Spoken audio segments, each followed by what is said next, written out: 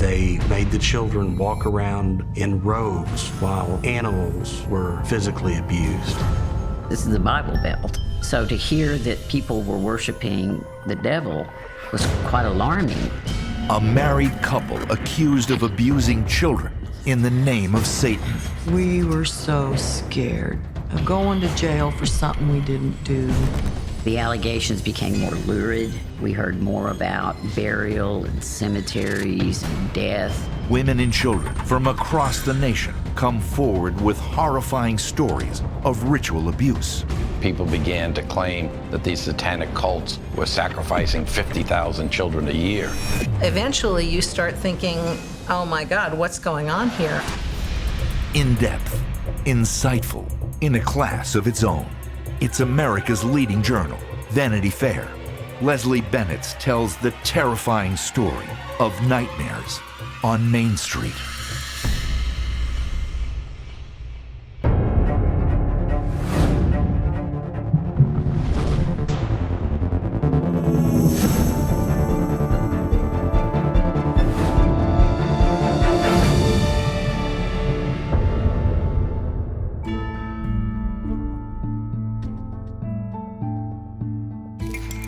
Fran Keller loves taking care of children.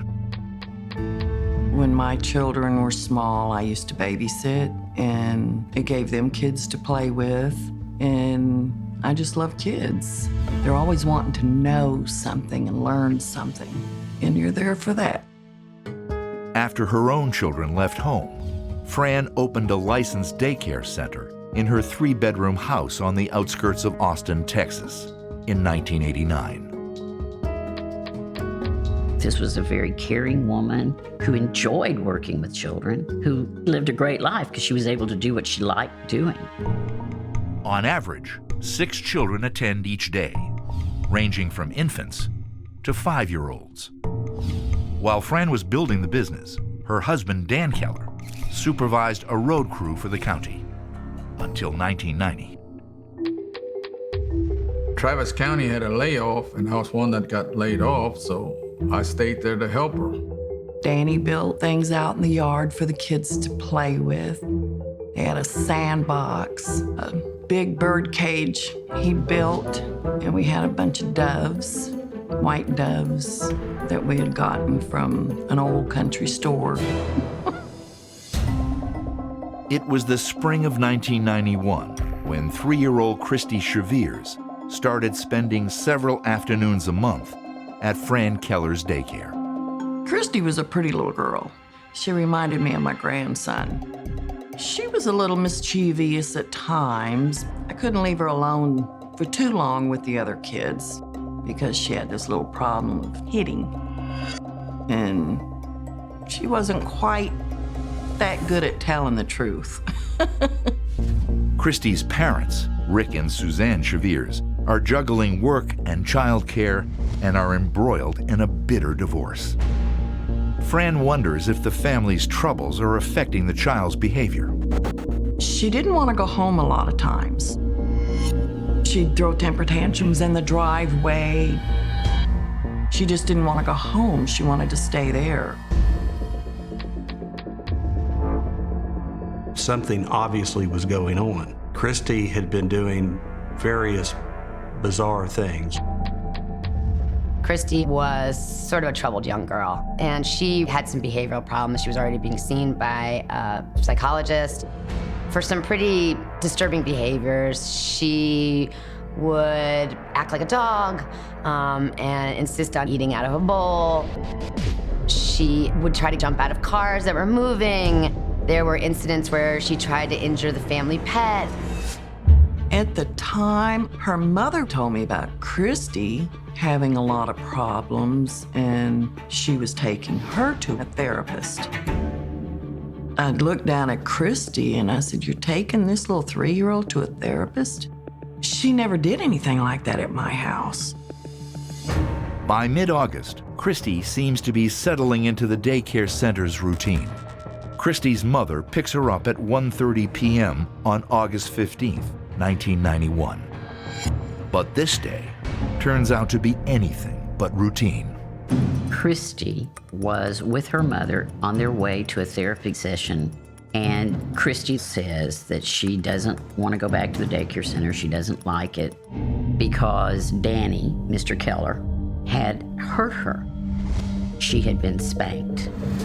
And they get to the therapist's office, and the information moves from being spanked to being sexually abused. Panicked that Dan Keller has abused her daughter, Suzanne Cheviers rushes Christy to the Brackenridge Hospital in downtown Austin. Dr. Mao, a young emergency room doctor, he had treated children as well as adults. Dr. Mao found what he believed to be medical evidence of sexual abuse. Suzanne Cheviers immediately files charges against Dan Keller. The following day, investigators from the Travis County Sheriff's Office show up at the Keller home. There was a knock at the door. I opened it up, there's a lady and a man. Never showed me bench and nothing. She said Dan's been accused of hurting Christy. I said, what? I said, Dan wouldn't hurt one of these kids. No, that ain't right. I told him I'd never do something like that. 5 days later, police inform the Kellers that the Cheviers have filed another charge. Christy now claims that Fran also touched her. I couldn't understand. He couldn't understand. And that just broke our heart. It really did. Police tell the Kellers they will be conducting a full investigation of the child's allegations. Officially, they were charged with sexual assault of a child. Neither Fran nor Dan had any criminal history before this. I wouldn't be surprised if either of them had never even had a speeding ticket. I just couldn't believe it. We both were completely innocent of all of these charges. The Kellers Daycare Center shuts down immediately, pending the outcome of the investigation. When the sheriff's department begins their inquiry, I don't think Fran and Dan had any idea what was going on. I think they were wholly unprepared for how serious it got. News of the investigation spreads throughout the city of Austin, and the accusations quickly escalate. A second mother from the daycare accuses the Kellers of abusing her child. Next thing you know, there's another little boy, VJ, who says that he's now been abused by the Kellers. The boy's mother is alarmed by what she feels is the 3-year-old's inappropriate touching at home. When VJ tells her that Dan Keller has hurt him, she immediately calls the police and files charges. It's the worst feeling in the world when you love kids and for something like that to happen.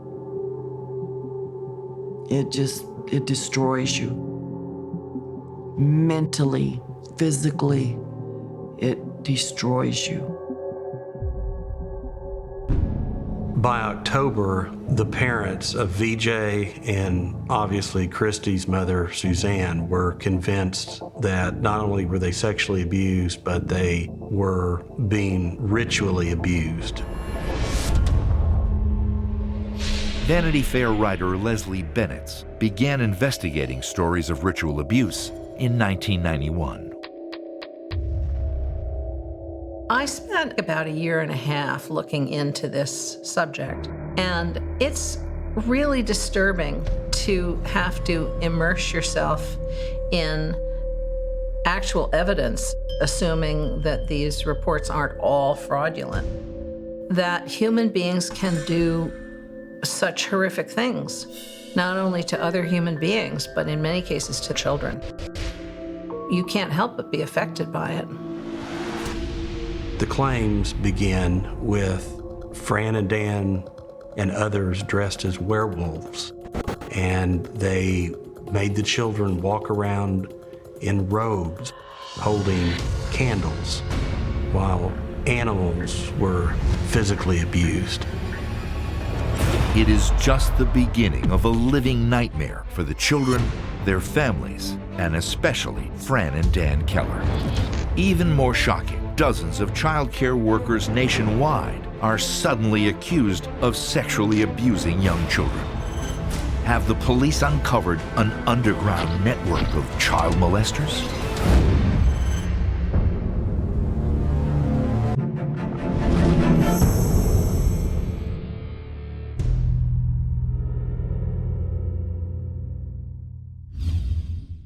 It's a shocking claim. The owners of a licensed daycare center, Fran and Dan Keller, are accused of sexually abusing children in their care. And they are not alone. By the 1990s, nearly 100 child care workers nationwide are charged with what becomes known as ritual abuse. It's the latest in what seems to be an epidemic of child abuse in this country. The escalating panic begins in 1983, when a mother reports to Los Angeles County authorities that her child has been abused at the McMartin preschool. This was the case that touched off a wave of other child molestation charges across the country. Experts would eventually claim that 369 children had been molested at just the McMartin school. The accused include the preschool owner, 76-year-old Virginia McMartin, her daughter, and 2 grandchildren.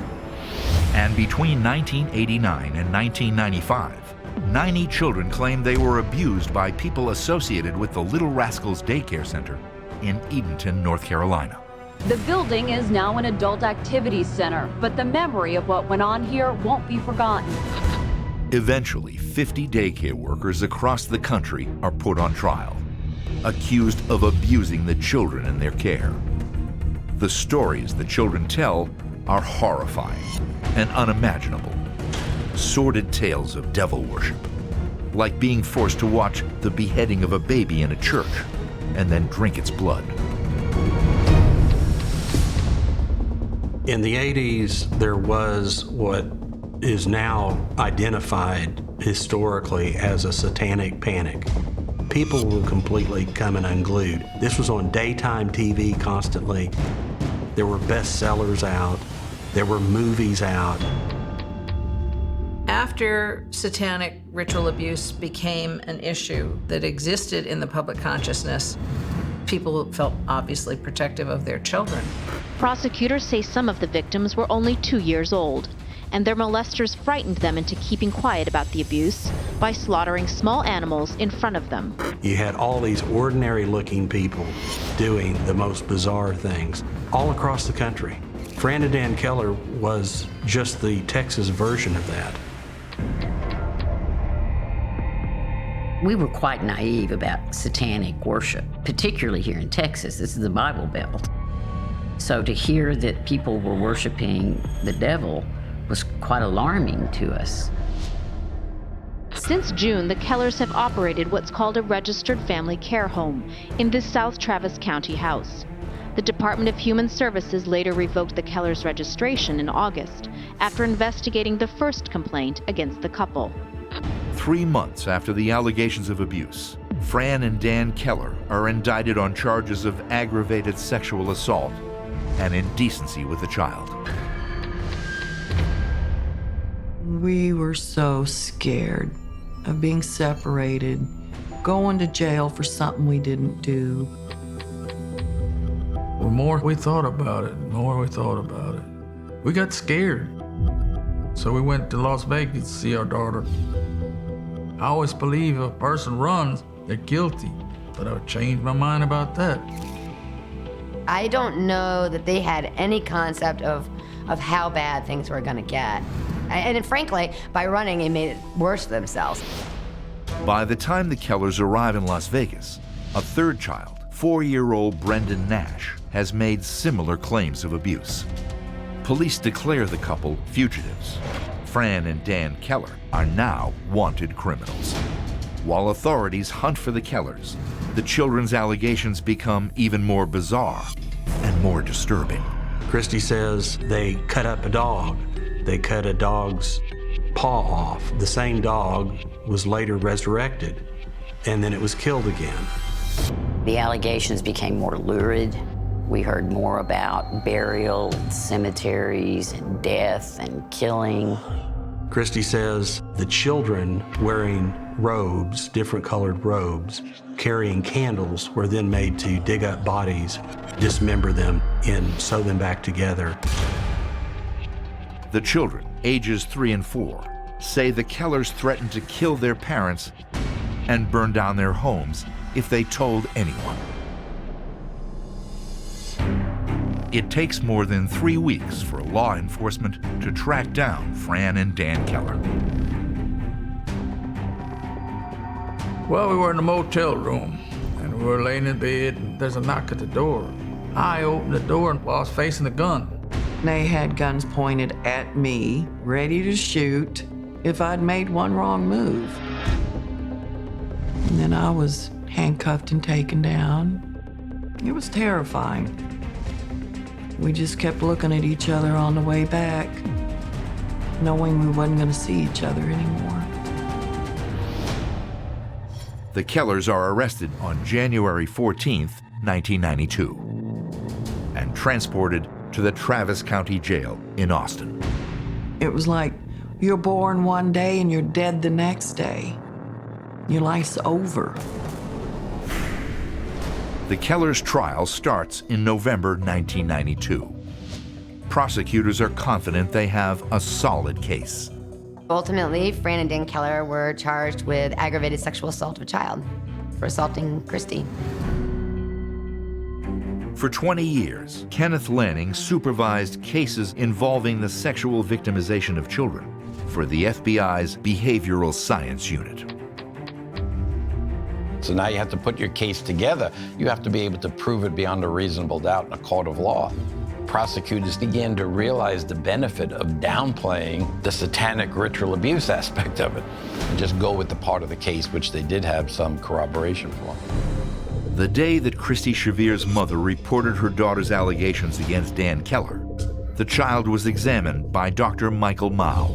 In his report, Dr. Mao states he found evidence of sexual abuse. He was the only person who could make a link between this allegation and any possible physical evidence of it. On the 5th day of the trial, a friend of the Kellers, Doug Perry, takes the stand and delivers an explosive accusation. Douglas was drug in by the simple fact that he was friends with the Kellers and frequented, to some degree, the daycare center and their home, which was one and the same. Ultimately, Doug Perry tells them he was involved in an orgy at Fran and Dan's with Christy and some other children. Once Doug Perry's confession was entered into evidence, it was impossible to put that genie back in the bottle. They read the verdict. I was holding my lawyer's hand real tight because in the holding cell I'd been saying my Hail Marys. And when the verdict came in guilty, I know my hand just dropped out of his. I just couldn't believe it. It was unbearable. On November 30th, 1992, Fran and Dan Keller are each sentenced to 48 years in prison. There were so many cameras there, so many lights going off. We were sitting on opposite sides of the room, and we'd just stare at each other, trying to read each other's minds, I guess, letting each other know we love each other.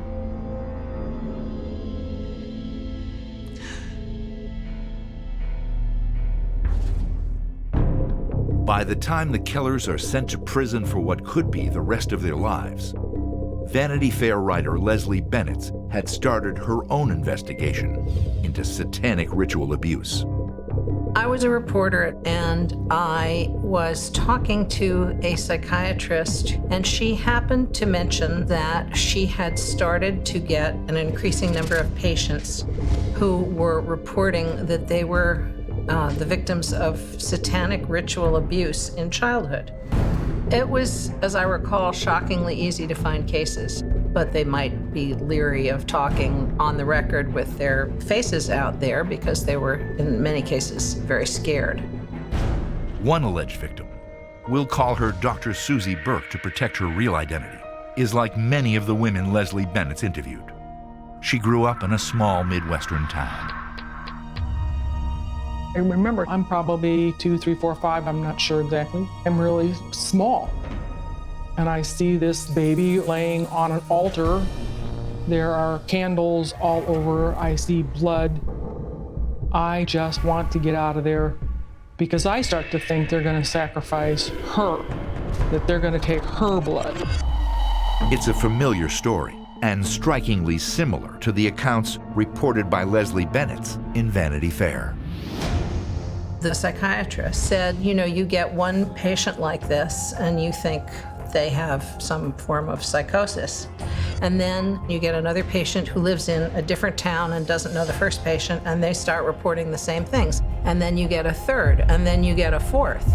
And eventually you start thinking, oh my God, what's going on here?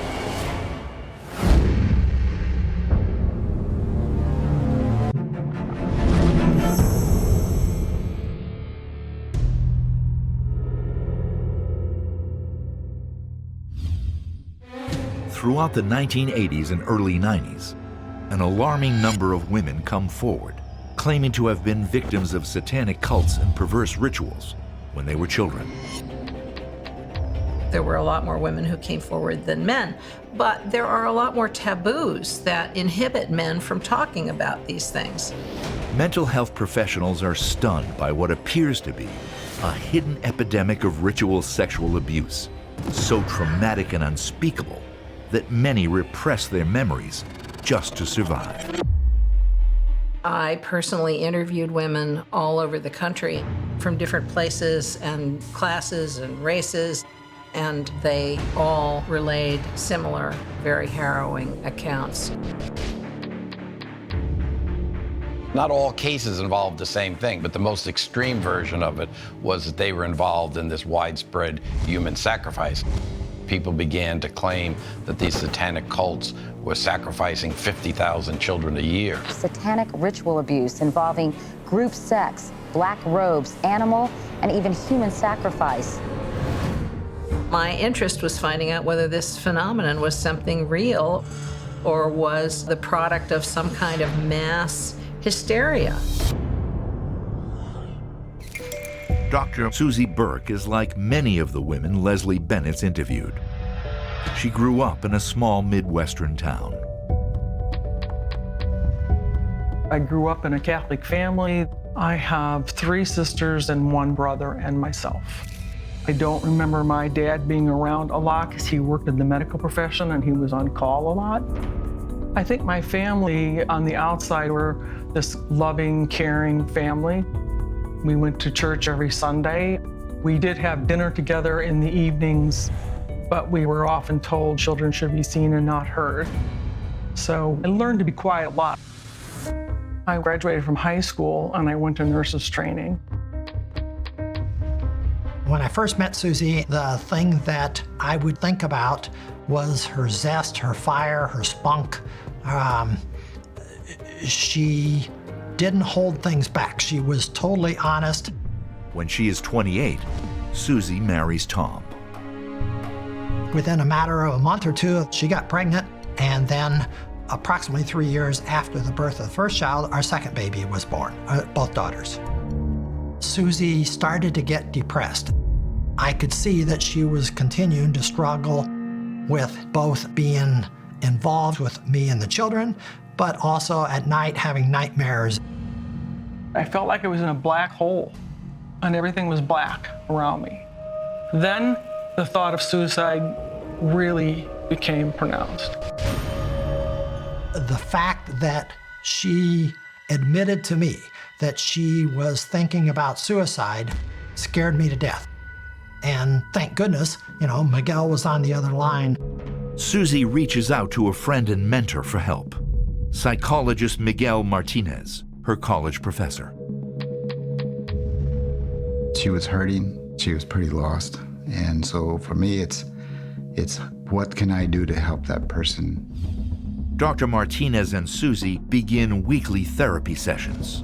He encourages her to explore her hazy childhood memories. He said, let your unconscious mind go where it needs to go. I did that, and that's the first image of the little girl, probably 2, 3 maybe, in the back room of a bar. I can still see it, with her pants wrapped around her ankle with these strange people there.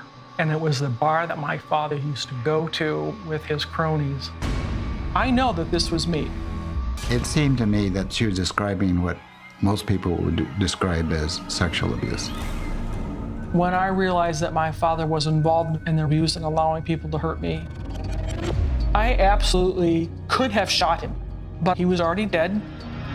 I believe my mother let this happen to me. I think she decided it was better to be in the house than homeless.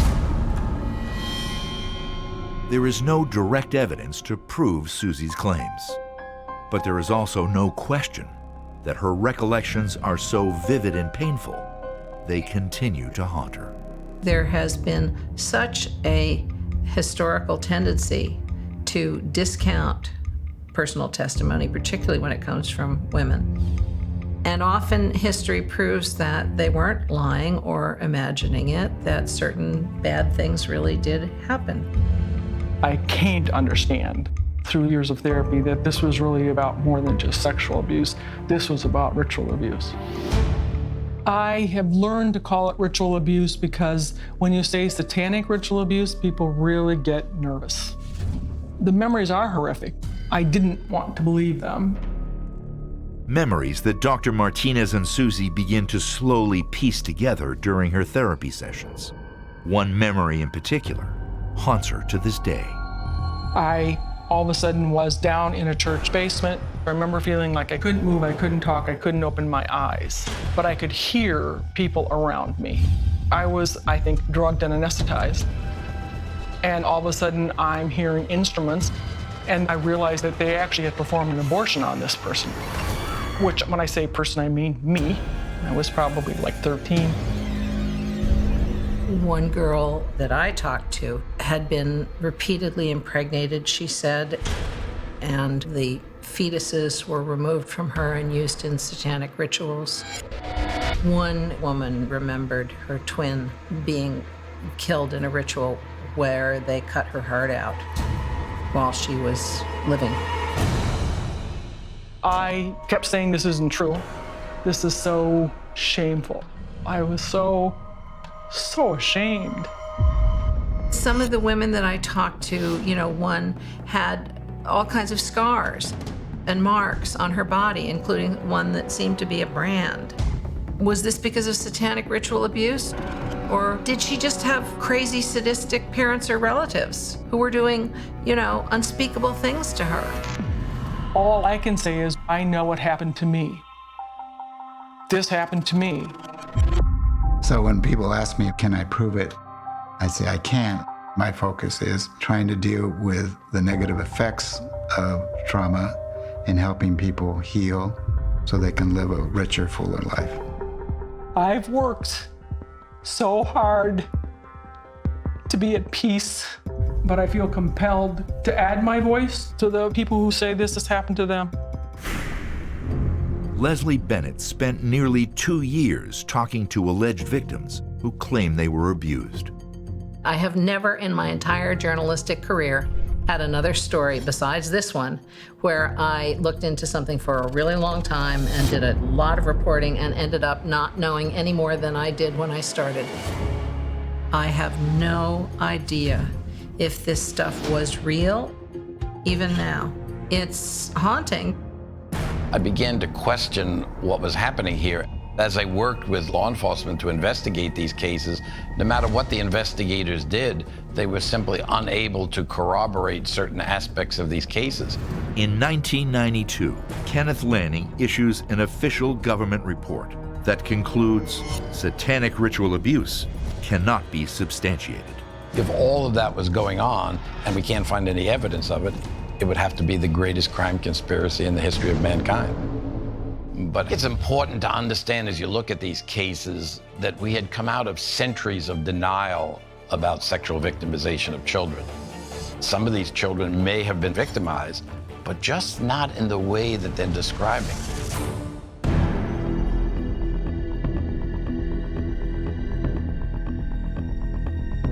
Long after most of the ritual abuse cases are dismissed, Fran and Dan Keller remain in Texas prisons. Accused of ordering children at their daycare to engage in satanic rituals, they were convicted of aggravated sexual assault. I got on that bus to go to prison. And we're leaving. I looked out that window towards Fran is. I said, "Bye, baby. I'll see you." Unwilling to admit any wrongdoing, the Kellers have been denied parole 3 times. Fran, now 56 years old, is determined to prove their innocence. I wrote every attorney that I could get a hold of. I don't think there's anyone I didn't write. Eventually, Austin attorney Keith Hampton agrees to review their case. The whole thing is very surreal. The investigation became a real witch hunt by credulous police officers who actually believed these ever wilder stories that were being told. What Keith Hampton uncovers will shock everyone involved in the Kellers case. Now you show me what Danny does at the daycare to Christy.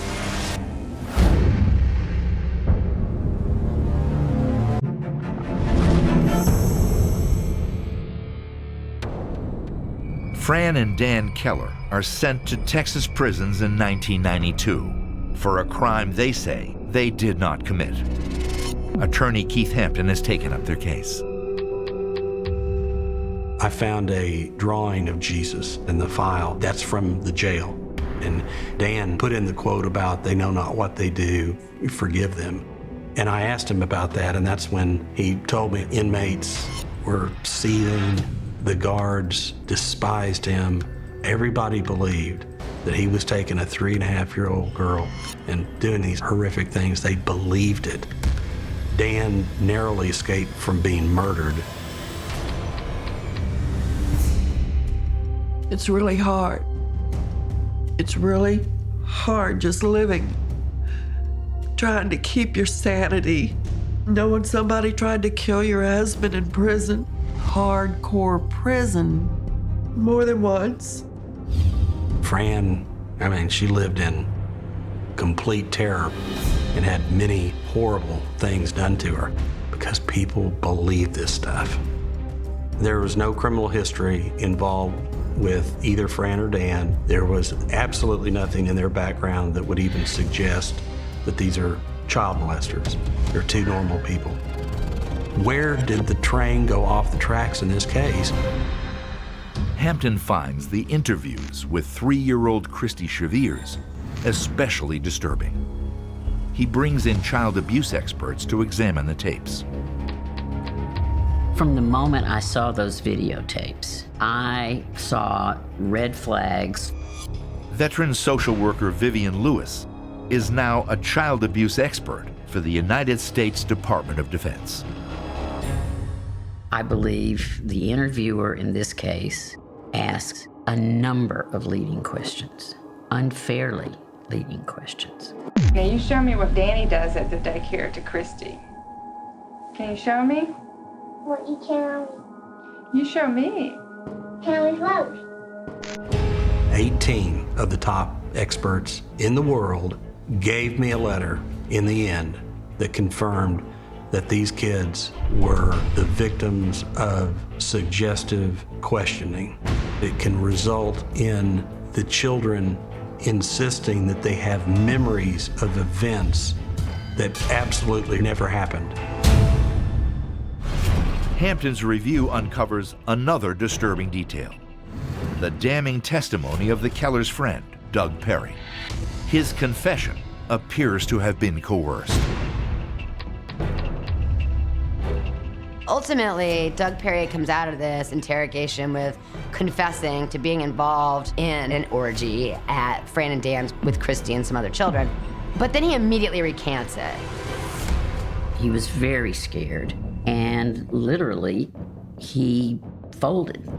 And when he folded, he drug a lot of people down with him. They put him on the stand over his protest. The judge ordered him, under threat of being jailed, to read the confession. So he read it and then told the jury none of this stuff is true. But recanting his confession on the witness stand does not convince the jury. After the Kellers are convicted, Doug Perry pleads guilty to indecency with a child and is sentenced to 10 years probation. He receives counseling from Vivian Lewis. He certainly wasn't a pedophile, and I think that he was abused by the system. Doug was scared. He literally told me, I wanted out of there so bad, I'd tell them anything they wanted to hear. The adults in the room, the police and the prosecutors, the ones that were supposed to take this situation, look at it, and insert some rationality into the process, completely all lost their minds. And in so doing, prosecuted and convicted wrongly a couple for a crime that never happened. How do I prove they're not guilty? I mean, what else more do you want? There's no DNA. This is not a DNA case. Convinced the Kellers are innocent, Hampton is determined to track down the physician who testified about the most critical piece of evidence presented at trial. And he discovers that the doctor has been keeping a terrible secret for more than 20 years.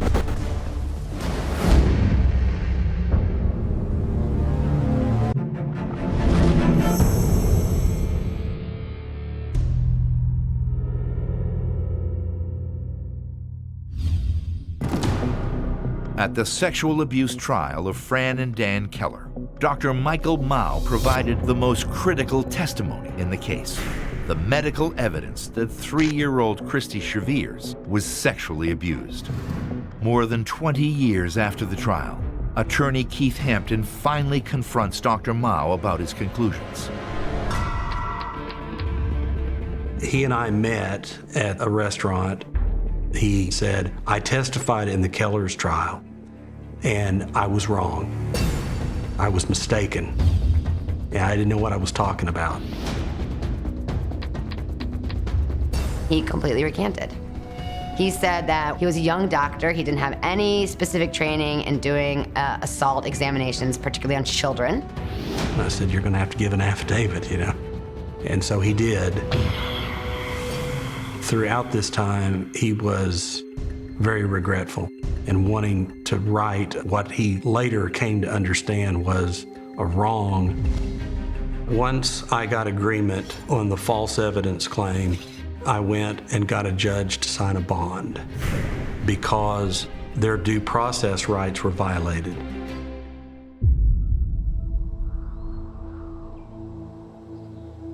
Nearly 21 years to the day after she was sent to prison, Fran Keller, now 63, is finally released. If I could have grabbed a tree and kissed it, I would have. 10 days after her release, Fran is waiting for Dan outside the county jail. They hadn't seen each other for 21 years. I think they were both in a state of shock. I walked out the door, and there was Keith. He tried to comb my hair down, and I said, where's Fran? I said, Fran, come on. Oh, and he came out of the jail. He looked so scrawny. He was walking with a cane. He didn't have his full whiskers and beard and mustache because they didn't allow it. And I just looked at him. I thought I was gonna cry. But he was mine. He was mine. Today, the couple has a lot of hope for the future. So, we're free. I'm only 63. I've got another 30, 40 years to go. I'm just as happy as can be.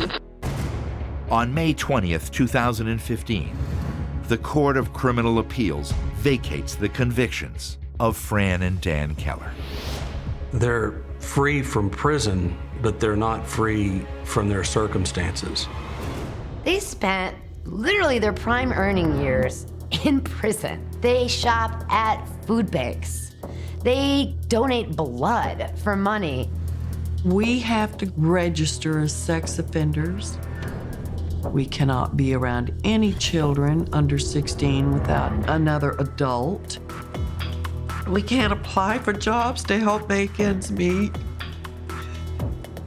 We've lost everything that we worked for.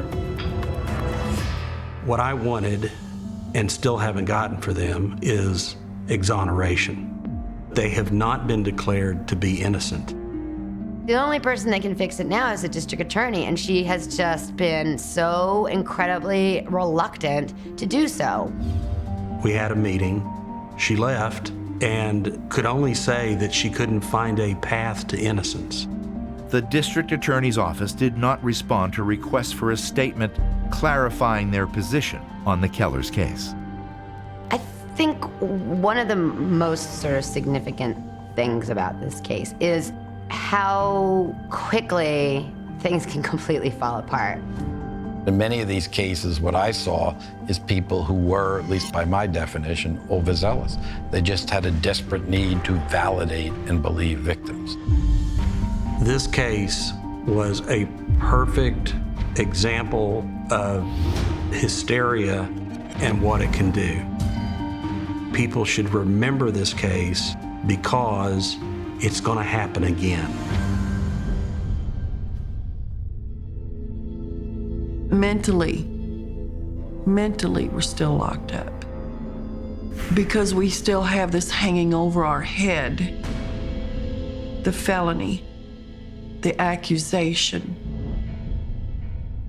Despite everything they've been through, Fran and Dan Keller remain optimistic, and they cherish each other more than ever. If you can be separated from your spouse for 21 years and then pick it up as if you never missed a beat, that's pretty impressive. I thought I'd never be separated from this man. It was horrible. How come you love me so much? Because you're sexy.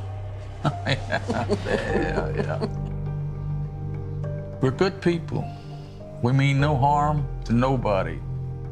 We don't have no hate in our hearts. And we believe in God and do our best to walk with Him.